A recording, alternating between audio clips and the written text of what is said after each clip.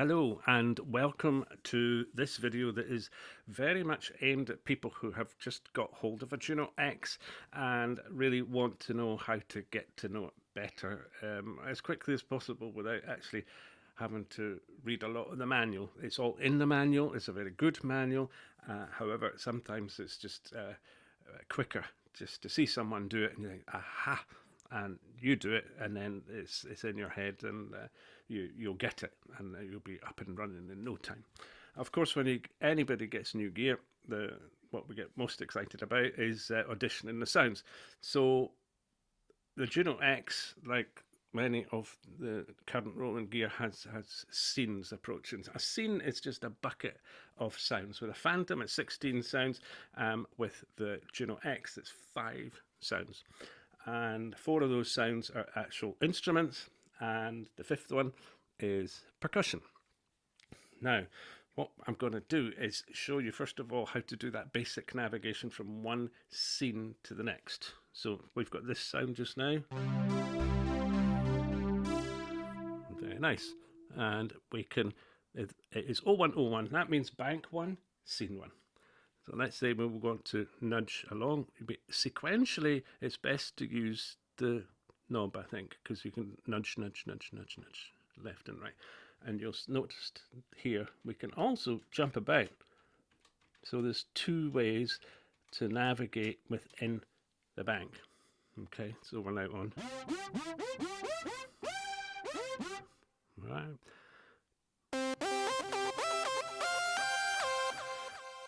So there's another bit of information that is useful to have here, and that is we can see that in this, I'll just zoom in, shall I? Because maybe that will be better for you to see it. Just here it says part 1, and there's your 5 parts with a little line underneath the first one, which is part 1. And that is telling you that part 1 is active. That's the one that if I touch any of these controls, it is gonna affect part number 1. So, for example, right? How about if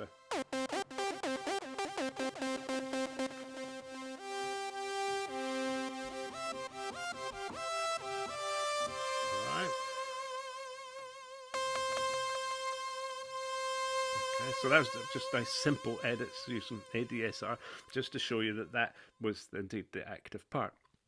And parts is where a lot of the action actually is. You've got 3 elements within Juno-X and then it's structured. You've got the scene at the top level, which is like the bucket. You've then got parts, which as I've said, there's 5 parts to a scene. So you can have up to 5 sounds simultaneously working for you.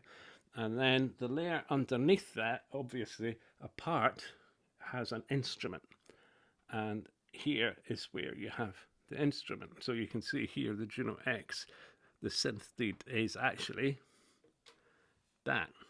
Okay, we've edited it, but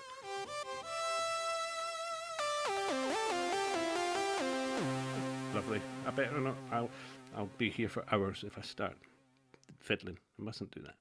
Now, let's go back into part, because what I do want to show you is these 5 buttons and these 5 buttons, because this is really the exciting stuff, because you can go to any of the scenes and you can see what is going on. Now, what this means is, because you're selecting the part, okay, part 1 is selected, which means the hardware is going to affect whatever sound is allocated to part 1. Over here on the right, same 1, 2, 3, 4, and R. R is rhythm, percussion. It means that part 1 is on, but 2, 3, 4, and R is off. Now you'll find that the default initialized scene has all the same sounds along here, so often you'll hear the same sounds from the same engines on here, because very often with the sounds there's only one that's active, and that's part 1 in the scene. So just bear that in mind. Now if we wanted to make part 2 active,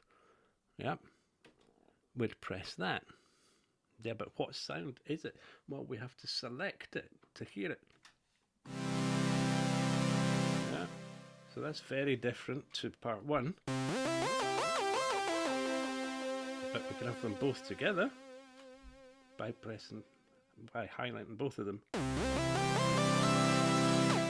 Yeah. It's a mono sound, which is probably not the best one to play chords with. Then we can put the others on. And this would be a good time to tell you about a magic button, part level. These sliders have they have 2 functions. Number 1, the ones along the top are around the oscillator functions, but 1, 2, 3, 4 is the same as this. You can use the sliders to determine the level of these sounds. So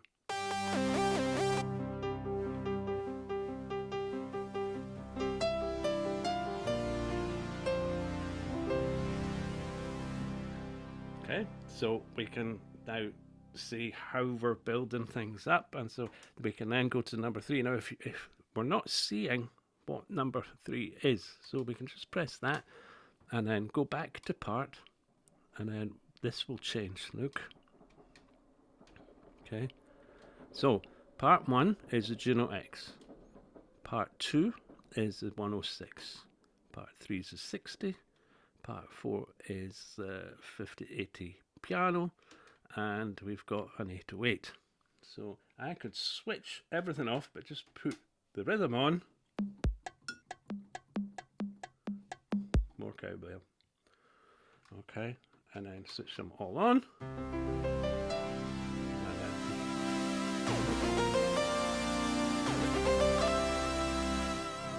And now we could then, for example, if we didn't want a TR08, we can nudge to the right and get a different one. See how it's going up? 50.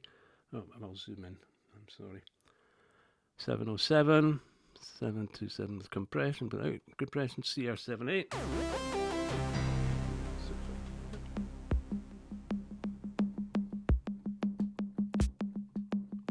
Brilliant. You see, this is what happens. Now, then we have over here, you might say, oh, I don't want the synth lead, I want something like this. And then switch it on.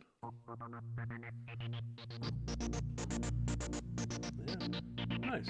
And have a piano on top of that. Okay, so we switch it on. We know there's a piano there because we selected it.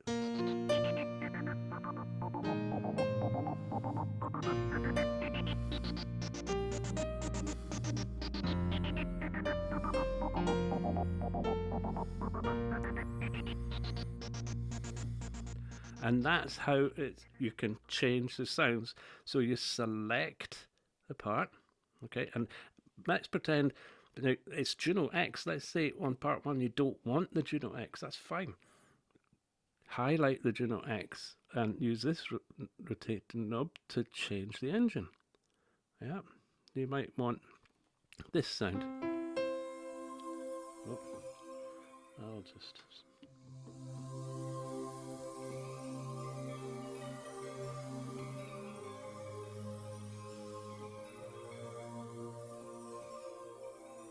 Beautiful. Absolutely gorgeous. Now, the other thing, this is probably a really good time to mention the other common question, and that is around categories. And that is, how do you navigate through the categories? The Phantom, for example, it's got more space so they can put buttons for the categories, which is very handy. But the same categories exist on the Juno-X. So how do we get to them? And it's actually what we've got highlighted now. At the moment, it's scrolling through the models, okay? So you've got Juno-X, it's 5080, and the other Junos, the piano, and then extra X sounds, yeah, and Zencore staff, and then JD800, no assign, and then, watch, category. It's changed from model, that word there, changed from model to category. And we're an acoustic piano, pop piano, and a pipe organ. Yeah, Let's make part 1. Yeah, that's a bit better. Harpsichord. Yeah, all good stuff. And we can keep rotating Celeste.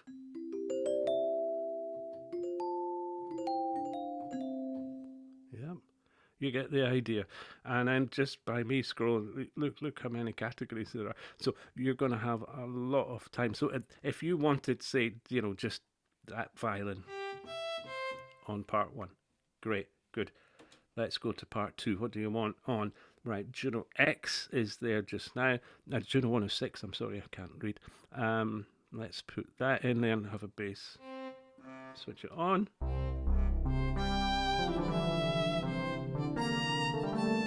And I think that's a pad that's on 3. Yes, it is, so we'll keep that.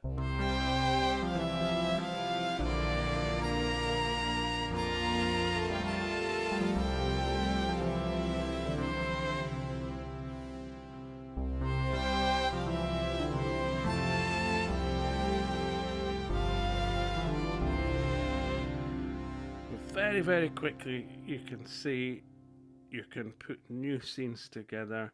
You can have fantastic adventures, and all you have to remember really is how these 5 parts interplay, and then also how loud you want each of those parts to be.